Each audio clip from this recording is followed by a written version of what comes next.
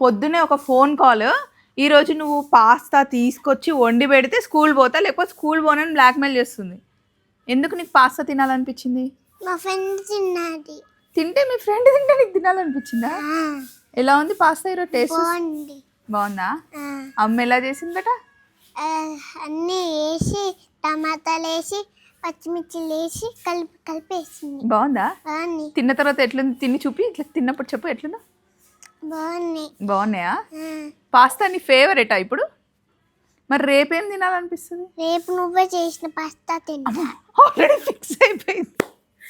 ఈరోజు అమ్మ చేసిన పాస్తా తిన్నావు కదా, మళ్ళీ రేపు కూడా పాస్తా ఎందుకు? నువ్వు చేసిన పాస్తా తింటావా?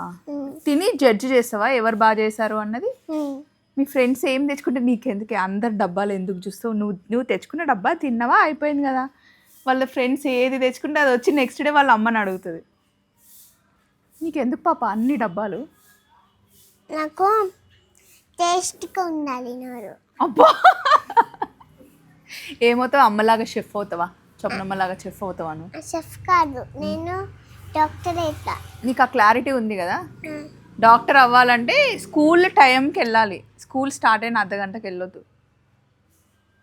అందుకే పాస్తా తిన్న వరకు లేచాను. అవునా?